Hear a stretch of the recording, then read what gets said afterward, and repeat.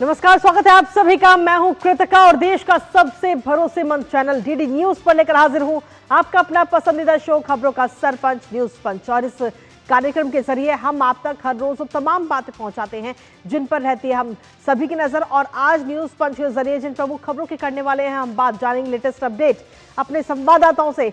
सबसे पहले एक नजर उन प्रमुख खबरों पर यानी टॉप लाइन्स पर। और टॉप लाइन्स के जरिए सबसे पहले और प्रमुख तौर पर बात करेंगे क्रिकेट को लेकर के। जी हां, महिला वर्ल्ड कप में भारत की टीम ने एक बड़ा इतिहास रच दिया है और इस इतिहास के साथ ही वर्ल्ड कप में अब भारत की टीम बन चुकी है चैंपियन। भारतीय महिलाओं की टीम जिसकी हर तरफ हो रही है इस समय तारीफ। क्या कुछ कहा जा रहा है बताएंगे विस्तार से आपको इस खबर के बारे में। लेकिन इसके साथ ही जो दूसरी प्रमुख खबर है वो भी आपको बता दें, जहां आवारा कुत्तों पर अफसरों की आज पेशी होने जा रही है। दरअसल आवारा कुत्तों का जो पूरा मामला है वो पिछले काफी लंबे समय से सुप्रीम कोर्ट में चल रहा है। स्वतः संज्ञान सुप्रीम कोर्ट की तरफ से लिया गया था, जिसके बाद में अब आज मुख्य सचिवों की होनी है पेशी। क्या कुछ आज लेटेस्ट अपडेट है बताएंगे इस खबर के बारे में भी विस्तार से आपको। लेकिन इसके साथ ही जो तीसरी प्रमुख खबर है वो है अंतर्राष्ट्रीय जगत से जुड़ी हुई, जहां डोनाल्ड ट्रंप ने नाइजीरिया को संकेत दिया। आखिर क्या ये संकेत दिए गए हैं अमेरिकी राष्ट्रपति डोनाल्ड ट्रंप की तरफ से और उस पर क्या कुछ प्रतिक्रिया अभी तक सामने आई है बताएंगे इस खबर के बारे में भी विस्तार से आपको। तो चलिए शुरुआत करते हैं न्यूज पंच की आज की प्रमुख खबर के साथ। तो प्रमुख खबर के साथ शुरुआत करेंगे, लेकिन उससे सबसे पहले आपको बात करते हैं ESTIC 2025 सम्मेलन की, जिसका अब से कुछ देर पहले ही प्रधानमंत्री नरेंद्र मोदी ने नई दिल्ली के भारत मंडपम में उद्घाटन किया। उभरते विज्ञान, प्रौद्योगिकी और नवाचार सम्मेलन यानी कि ESTIC 2025 का उद्देश्य देश में निजी क्षेत्र द्वारा संचालित अनुसंधान और विकास पारिस्थितिकी तंत्र को बढ़ावा देना है। इस अवसर पर प्रधानमंत्री ने 1 लाख करोड़ रुपए के अनुसंधान, विकास और नवाचार योजना कोष का शुभारंभ भी किया। साथ ही आपको बता दें कि ESTIC 2025 सम्मेलन 5 नवंबर तक चलेगा, यानी कि 3 दिनों का ये सम्मेलन है। और इस सम्मेलन में बड़ी संख्या में विज्ञान एवं प्रौद्योगिकी नवाचार से जुड़े हितधारक इसमें हिस्सा ले रहे हैं।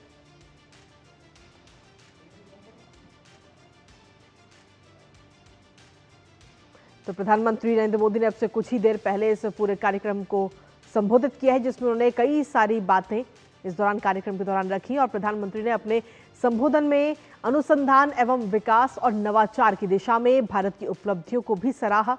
प्रधानमंत्री ने अपने संबोधन में कहा कि भारत अब तकनीकी का कंज्यूमर नहीं, तकनीकी के जरिए ट्रांसफॉर्मेशन का अग्रदूत बन रहा है। आपको सुनाते हैं।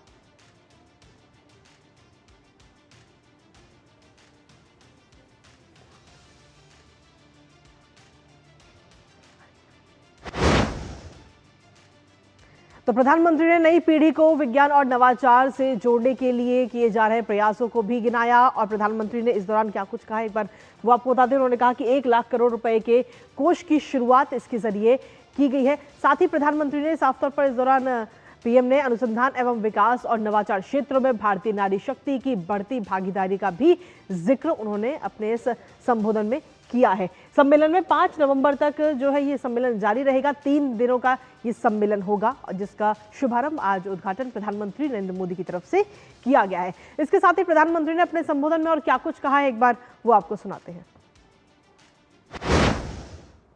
हमारा प्रयास है कि प्राइवेट सेक्टर में भी रिसर्च एंड डेवलपमेंट को बढ़ावा मिले। पहली बार हाई रिस्क और हाई इंपैक्ट प्रोजेक्ट के लिए कैपिटल भी उपलब्ध कराई जा रही है। साथियों, भारत में इनोवेशंस का आधुनिक इकोसिस्टम बने, इसके लिए हम ईज ऑफ डूइंग रिसर्च पर भी फोकस कर रहे हैं। इस दिशा में हमारी सरकार ने फाइनेंशियल रूल्स और प्रोक्योरमेंट पॉलिसी में भी कई रिफॉर्म्स किए हैं। इसके साथ ही प्रधानमंत्री नरेंद्र मोदी ने नई पीढ़ी को विज्ञान और नवाचार से जोड़ने के लिए किए जा रहे तमाम प्रयासों को भी गिनाया। प्रधानमंत्री ने कहा कि भारत नैतिक मानव केंद्रित एआई के वैश्विक फ्रेमवर्क को आकार दे रहा है। प्रधानमंत्री ने अनुसंधान एवं विकास और नवाचार क्षेत्रों में भारतीय नारी शक्ति की बढ़ती भागीदारी का भी जिक्र किया। आपको सुनाते हैं। पेटेंट फाइलिंग में भी भारत में महिलाओं द्वारा सालाना फील्ड पेटेंट्स की संख्या एक दशक पहले 100 से भी कम थी। अब ये सालाना 5000 से भी ज्यादा तक पहुंच गई है। स्टेम एजुकेशन में भी महिलाओं का शेयर करीब 43% है, जो कि ग्लोबल एवरेज से भी ज्यादा है। और इसी पर ताजा अपडेट ले लेते हैं। इस वक्त हमारे साथ हमारे सहयोगी निशांत इस समय जुड़ गए हैं फोन लाइन पर। सीधा उनका रुख करते हैं। निशांत, क्या कुछ ताजा अपडेट आपके पास में इस पूरे कार्यक्रम को लेकर? जी कृतिका, देखिए, अगर हम बात करें भारत के साइंस टेक्नोलॉजी सेक्टर की बात करें और इनोवेशन की, तो ये भारत का अब तक का सबसे बड़ा आयोजन है जी। तो ESTIC जो summit emerging science technology and innovation summit 2025 का आयोजन किया गया। ये भारत का सबसे बड़ा आयोजन अब तक का, जिसमें साइंस टेक्नोलॉजी और इनोवेशन क्षेत्र से जुड़े हुए तमाम दिग्गज और साइंटिस्ट और इनोवेटर्स और सरकारी जगत और इंडस्ट्री से जुड़े हुए लोग और तमाम स्टेक होल्डर्स जो आज इसमें शामिल हुए हैं। और भारत को विकसित भारत 2047 तक जो विकसित भारत बनाने की बात की जा रही है, कैसे उस दिशा में आगे बढ़ा जाए, उस पर इस दौरान चर्चा की जाए। क्योंकि ये जो ESTIC समिट 2025 की जो थीम है वो inspire, innovate and imagine for विकसित भारत 2047। तो पहली बार ये आयोजन हो रहा है कि 2047 तक कैसे विकसित भारत की दिशा में हम आगे बढ़े। क्योंकि कृतिका, पिछले 11 साल में जो हमने प्रगति की है और देश की जो अर्थव्यवस्था है वो 11वें स्थान से 4थे स्थान पर पहुंच गई है, तो निश्चित तौर पर उसमें साइंस एंड टेक्नोलॉजी का काफी बड़ा रोल रहा है। तो कैसे आने वाले समय में अगर भारत को आत्मनिर्भर, समृद्ध और विकसित भारत बनाना है, तो उसमें साइंस एंड टेक्नोलॉजी की बहुत बड़ी भूमिका होने वाली है। तो उस पर विचार विमर्श करने के लिए तमाम स्टेक होल्डर्स यहाँ पर जुड़े हुए हैं। और प्रधानमंत्री ने आज इस दौरान 1 लाख करोड़ रुपए के RTI फंड को भी लॉन्च किया है, research development and innovation fund scheme को लॉन्च किया है, जो देश में प्राइवेट सेक्टर के नेतृत्व में जो रिसर्च एंड डेवलपमेंट को बढ़ावा देगी। तो 1 लाख करोड़ रुपए के इस फंड को प्रधानमंत्री ने आज लॉन्च किया है। और ये जो पूरा आयोजन है जो कि 3 दिनों तक चलेगा, 3 से 5 नवंबर तक, उसमें 3000 से भी अधिक पार्टिसिपेंट्स इसमें शामिल हो रहे हैं। दुनिया भर के पार्टिसिपेंट इसमें शामिल हो रहे हैं, जिसमें कि शिक्षा जगत से जुड़े हुए लोग हैं, रिसर्च इंस्टीट्यूशन, शोध संस्थानों के लोग हैं और उद्योग जगत के प्रतिनिधि शामिल हैं। और कुल 11 थीम जिस पर कि इस दौरान विचार विमर्श सत्र आयोजित होंगे। और जो इमर्जिंग टेक्नोलॉजी है, जो उभरती हुई जो तकनीक है, चाहे वो आर्टिफिशियल इंटेलिजेंस है, मशीन लर्निंग, इन सब से जुड़े हुए थीम है, जैसे आर्टिफिशियल इंटेलिजेंस, बायो मैन्युफैक्चरिंग है, इलेक्ट्रॉनिक्स एंड सेमीकंडक्टर मैन्युफैक्चरिंग है, ब्लू इकोनॉमी, डिजिटल कम्युनिकेशन, चाहे कृषि के क्षेत्र में उभरती हुई तकनीक है, हेल्थ है, एजुकेशन है, इन सभी क्षेत्रों में जो उभरती हुई तकनीकों पर इस दौरान विचार विमर्श किया जाएगा। तो आज ये ESTIC समिट का पहला दिन था और प्रधानमंत्री खुद यहाँ पर आए और उन्होंने अपना संबोधन दिया और उन्होंने बताया कि कैसे पिछले कुछ सालों में भारत साइंस एंड टेक्नोलॉजी के क्षेत्र में आगे बढ़ा है, किस तरह हम जो ग्लोबल इनोवेशन इंडेक्स है उसमें हम 38वें स्थान पर आ चुके हैं और दुनिया का तीसरा सबसे बड़ा स्टार्टअप इकोसिस्टम भारत में बन चुका है। 1,60,000 से अधिक स्टार्टअप देश में बन चुके हैं। और इन सब चीजों के बारे में प्रधानमंत्री ने अपने संबोधन के दौरान जिक्र किया। जी, बहुत बहुत शुक्रिया निशांत, तमाम जानकारी हमारे साथ साझा करने के लिए, इस महत्वपूर्ण खबर से जुड़ी हुई। और इसी बीच न्यूज पंच में वक्त एक छोटे से ब्रेक का है, आप बने रहिए हमारे साथ।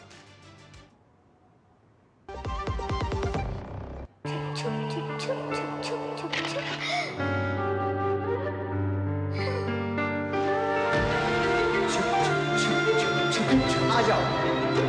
Yes papa.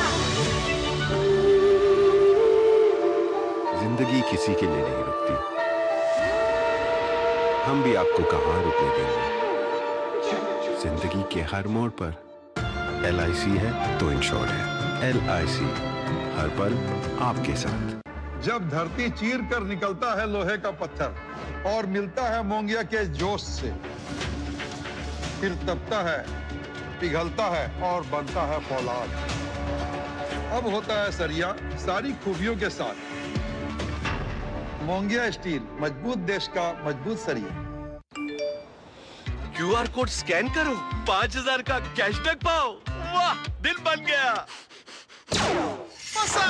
UPI pin entering सिर्फ पैसे भेजने के लिए है। RBI कहता है जानकार बनिए, सतर्क रहिए। और ब्रेक के बाद एक बार फिर से स्वागत है आप सभी का। रुक करते हैं अब हमारी अगली महत्वपूर्ण खबर का, जहां आपको बता दें कि आवारा कुत्तों के बढ़ते आतंक पर सुप्रीम कोर्ट ने सख्त रुख अपनाया हुआ है। राज्यों की लापरवाही पर अदालत ने कड़ी नाराजगी भी जताई और सभी केंद्र शासित प्रदेश और राज्य के मुख्य सचिवों को कोर्ट में पेश होने का आदेश दे दिया गया। दरअसल आपको बता दें कि 3 सदस्यीय विशेष बेंच इस पूरे मामले की सुनवाई कर रही है और जिन राज्यों ने अब तक हलफनामा दाखिल नहीं किया उनसे जवाब मांगा गया है। साथ ही सुप्रीम कोर्ट ने यह भी साफ किया कि कोई वर्चुअल पेशी नहीं चलेगी और सबको फिजिकली ही हाजिर होना होगा कोर्ट में। साथ ही आपको यह भी बता दें कि अकेले दिल्ली में ही करीब 10 लाख आवारा कुत्ते हैं और 2024 की अगर हम बात करें तो 68,000 से ज्यादा डॉग बाइट्स के केसेस जो हैं वो दर्ज किए गए। और इस मामले को लेकर एक सर्वे भी हुआ था जिसके मुताबिक 71% लोगों ने माना है कि उनके इलाके में कुत्तों का हमला इस समय अब आम बात बन चुकी है। अब ऐसे में हर किसी की नजर आज होने वाली इस अहम सुनवाई पर है। करेंगे चर्चा अपने संवाददाता से, उससे पहले आपको दिखाते हैं आवारा कुत्तों पर सुप्रीम कोर्ट में अहम सुनवाई।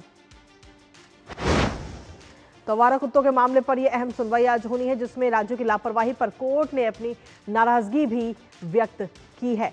सीधे तौर पर कोर्ट की तरफ से नाराजगी व्यक्त की गई। 3 सदस्यीय विशेष बेंच इस समय इस पूरे मामले को लेकर सुनवाई कर रही है और आज ये अहम सुनवाई भी होने जा रही है जिसमें आज की अगर हम बात करें तो मुख्य सचिवों की आज पेशी होगी। केंद्र शासित प्रदेश और बाकी जो राज्य हैं उन सभी के मुख्य सचिवों की आज पेशी होगी। वो अपना जवाब देंगे। हलफनामा दाखिल ना करने पर उन सभी को जवाब देना होगा कि जब इससे पहले कोर्ट की तरफ से आदेश दिया जा चुका है कि सभी राज्यों को हलफनामा दायर करना है तो आखिर क्यों हलफनामा अभी तक जमा नहीं किया गया। इसके साथ ही आवारा कुत्तों की जो समस्या है उस पर भी इन सभी को अपनी रिपोर्ट सौंपनी है। 22 अगस्त 2025 को कोर्ट की तरफ से आदेश दिया गया था कि सभी राज्य जो हैं अपनी अपनी एक रिपोर्ट कोर्ट में पेश करें। इसके साथ ही जो वर्चुअली पेशी की मांग है उसको भी कोर्ट की तरफ से खारिज कर दिया गया। वर्चुअली पेश होने की मांग की गई थी और बिहार सरकार की तरफ से चुनाव के कारण छूट की मांग भी की गई थी, लेकिन उसको भी कोर्ट ने खारिज कर दिया और कहा कि चुनाव आयोग संभाल लेगा, आप कोर्ट में पेश होइए। 28 जुलाई को दरअसल इस पूरे मामले पर कोर्ट ने स्वतः संज्ञान लिया था और कोर्ट की तरफ से क्या कुछ कहा गया है एक बार वो भी आपको बताते हैं। सीधे तौर पर आपको बता दें कि जस्टिस विक्रमनाथ की तरफ से कहा गया कि जब हम मुख्य सचिवों से हलफनामा दाखिल करने के लिए कहते हैं तो वो इस पर चुप्पी साधे रहते हैं। हमारे आदेश का कोई सम्मान नहीं है तो ठीक है, उन्हें आने दीजिए, हम उनसे निपट लेंगे। ये बात जस्टिस विक्रमनाथ की तरफ से कही गई। इसके साथ ही जो 3 सदस्यीय बेंच है उसकी तरफ से क्या कुछ कहा गया, यानी कि पूरा अगर हम देखें तो सुप्रीम कोर्ट की तरफ से क्या कुछ टिप्पणी की गई है वो भी एक बार आपको बता दें। सुप्रीम कोर्ट की तरफ से कहा गया कि आवारा कुत्तों के लगातार हमलों से देश की छवि जो है वो खराब हो रही है। केवल पश्चिम बंगाल, तेलंगाना और दिल्ली नगर निगम ने ही अनुपालन हलफनामा यानी कि कार्रवाई की जो रिपोर्ट है वो दी है। बाकी राज्यों ने अभी तक ये बताने वाली कोई रिपोर्ट दाखिल नहीं की है कि उन्होंने एनिमल बर्थ कंट्रोल ABC नियमों के तहत क्या कुछ अहम कदम उठाए हैं। हालांकि जब से ये पूरा मामला शुरू है तब से लेकर अभी तक की कार्रवाई पर अगर हम नजर डालें तो कब कब क्या क्या हुआ वो भी आपको बता देते हैं, क्योंकि सबसे पहले इस पूरे मामले की जो शुरुआत है वो शुरुआत हुई थी 28 जुलाई 2025 को। और 28 जुलाई 2025 को जब आवारा कुत्तों के हमले से होने वाली मौतों का सुप्रीम कोर्ट ने स्वतः संज्ञान लिया था और उसके बाद में अगली तारीख 11 अगस्त 2025 जब आवारा कुत्तों को 8 हफ्तों में ही दिल्ली NCR के आवासीय क्षेत्रों से हटाकर शेल्टर होम भेजने का आदेश सुप्रीम कोर्ट ने दिया। लेकिन जैसे ही ये आदेश आया 11 तारीख को तो उसके बाद इस आदेश का विरोध होने लगा, जिसके बाद में 13 अगस्त को फैसले का विरोध होने पर CJI गवई ने फैसले के रिव्यू के लिए 3 जजों की स्पेशल बेंच को पूरा केस सौंप दिया। 14 तारीख को 3 जजों की जो स्पेशल बेंच है उसने अपना फैसला सुरक्षित रख लिया। जिसके बाद 22 अगस्त 2025 को कोर्ट की तरफ से आदेश आया कि पकड़े गए कुत्ते नसबंदी करके छोड़े जाएंगे और जो खूंखार कुत्ते हैं वो कैद में रहेंगे। 27 अक्टूबर 2025 को राज्यों की लापरवाही पर कोर्ट ने नाराजगी जाहिर की और मुख्य सचिवों को कोर्ट में पेश होने का आदेश दिया, जिसके बाद में आज मुख्य सचिव पेश होंगे। 30 अक्टूबर को बिहार की छूट याचिका खारिज कर दी गई कोर्ट की तरफ से और कहा गया कि चुनाव आयोग सब कुछ संभाल लेगा, मुख्य सचिव खुद यहां पर पेश हो। 31 अक्टूबर को भी वर्चुअली पेशी की मांग की गई थी और उस मांग को भी खारिज किया गया। कोर्ट ने कहा कि व्यक्तिगत जवाबदेही तय होगी। हमारे साथ हमारे सहयोगी विकास सारथी इस वक्त जुड़ रहे हैं, सीधा उन्हीं का रुख करेंगे। विकास, सीधे तौर पर आपको देखें तो आज की सुनवाई में सुप्रीम कोर्ट का रुख आखिर कितना सख्त नजर आ सकता है, क्योंकि अभी तक केवल पश्चिम बंगाल, तेलंगाना और दिल्ली नगर निगम ने ही हलफनामा दिया है। बिल्कुल इसी वजह से सुप्रीम कोर्ट ने पिछली बार सभी केंद्र शासित प्रदेशों और राज्यों के चीफ सेक्रेटरीज को आज पेश होने के लिए कहा है कि उनको फिजिकली यहाँ पर कोर्ट के सामने अपीयर होना होगा। जहाँ तक कोर्ट की नाखुशी की बात है तो कोर्ट ने कहा था कि हमारा जो पिछला आदेश है उसकी एक कंप्लायंस रिपोर्ट आप दीजिए कि उस पर क्या एक्शन लिया गया है, और इन्हीं 3 रेस्पोंडेंट्स को छोड़कर कहीं से कोई जवाब नहीं आया था। उम्मीद यह है कि आज ज्यादातर राज्य और यूटीज अपने जवाब के साथ पेश होंगे और हो सकता है कोर्ट इसके बाद इन लोगों को पर्सनल अपीयरेंस से छूट दे दे, एग्जेम्प्ट कर दे, क्योंकि चीफ सेक्रेटरी को अगर कद की बात की जाए तो वो सबसे बड़े अधिकारी हैं राज्य में, और कोर्ट अक्सर हमने देखा है कि इसलिए चीफ सेक्रेटरी को तलब करता है ताकि जो प्रशासन है वो एक्टिव हो, वो इस पर कार्रवाई करे। और उम्मीद यही है कि आज के जो पूरी सुनवाई है उसके बाद कुछ ही राज्यों की स्थिति ऐसी होगी जिन्होंने कंप्लायंस रिपोर्ट नहीं दी होगी, क्योंकि जब चीफ सेक्रेटरी को समन किया जाता है तो हर राज्य में हमने देखा है कि अमल जो होता है कोर्ट की डायरेक्शंस पर वो तेजी से किया जाता है, और यही कोर्ट की मंशा भी है कि जो राज्य सरकारें हैं, प्रशासन है, वो जो एक आदेश था सुप्रीम कोर्ट का कि आप स्ट्रीट डॉग्स को वहां से पिक कीजिए, उनको वैक्सीनेट कीजिए, स्टेरिलाइज कीजिए और वापस उसी कम्युनिटी में छोड़िए, तो ये डायरेक्शन सुप्रीम कोर्ट की दी हुई है। इस पर अमल नहीं हो रहा है, इस तरह के बार बार आरोप लग रहे हैं और इसीलिए कोर्ट ने आज सभी चीफ सेक्रेटरीज को पेश होने के लिए कहा है। बहुत बहुत शुक्रिया तमाम जानकारी और अपडेट्स हमारे साथ साझा करने के लिए विकास। लगातार इस खबर पर आप अपनी नजर बनाए रखिएगा, आगे भी आपसे अपडेट्स लेते रहेंगे। फिलहाल आपका शुक्रिया। और इसी के साथ चलिए अब रुक करते हैं हमारी तीसरी महत्वपूर्ण खबर का, और तीसरी महत्वपूर्ण खबर है खेल जगत से, जहां भारत की बेटियों ने बीते कल इतिहास रच दिया। हरमनप्रीत कौर की कप्तानी में भारतीय महिला टीम ने वर्ल्ड क्रिकेट में एक नया अध्याय कर लिखा और महिला वर्ल्ड कप 2025 का खिताब भारत के नाम हो गया। नवी मुंबई में खेले गए इस फाइनल में भारत ने साउथ अफ्रीका को 52 रनों से शिकस्त दी और इस जीत के साथ भारतीय महिला टीम पहली बार वनडे वर्ल्ड चैंपियन भी बन गई।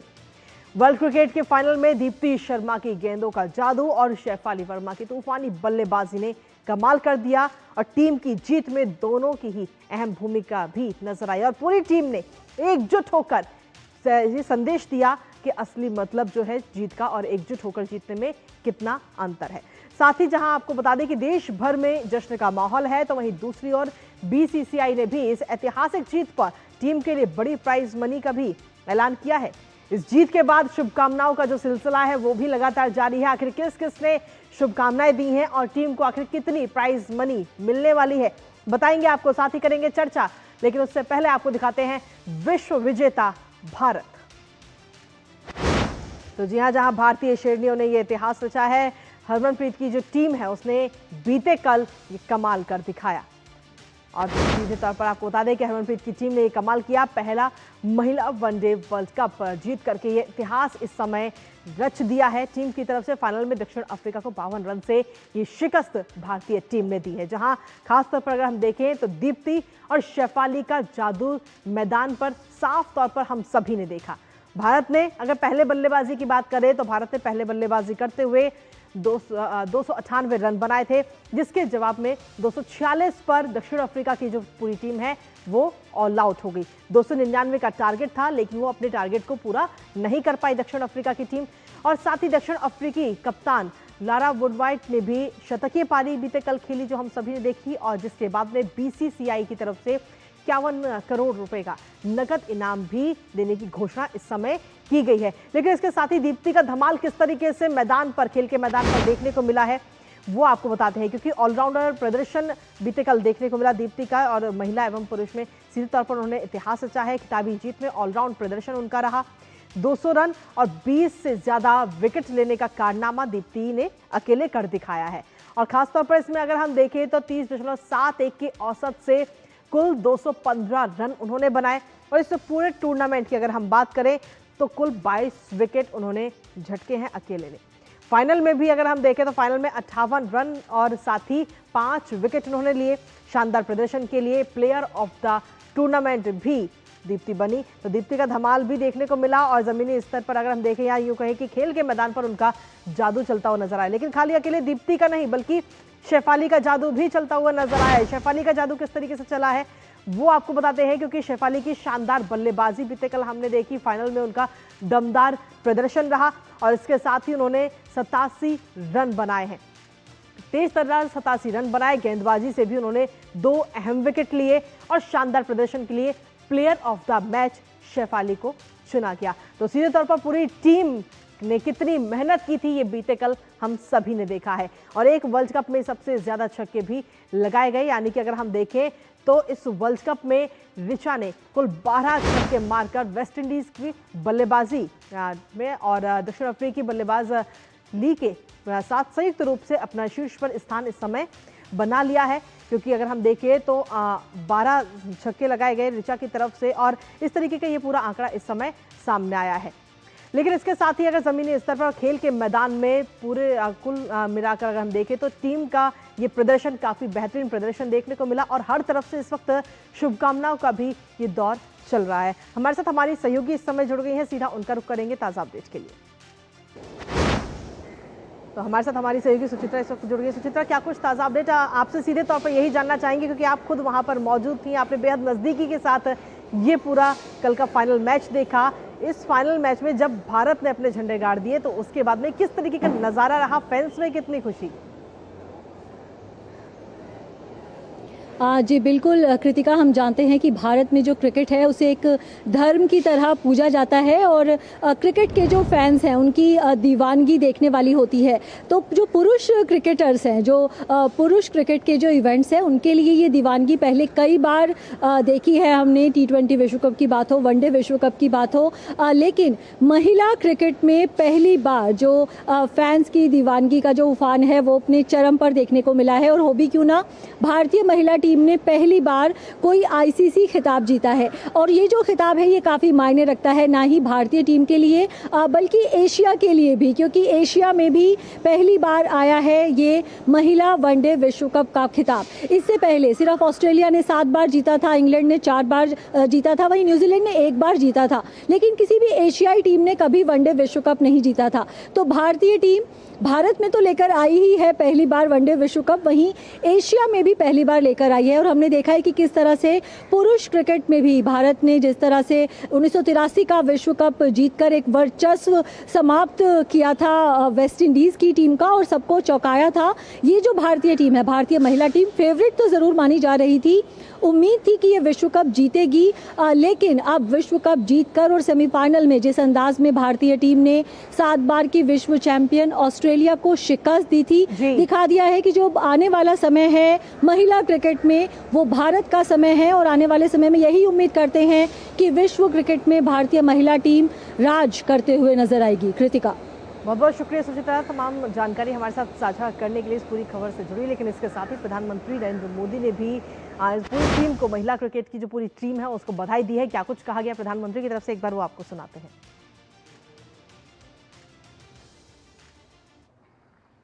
पूरा भारत अपनी क्रिकेट टीम की सफलता से बहुत खुश है।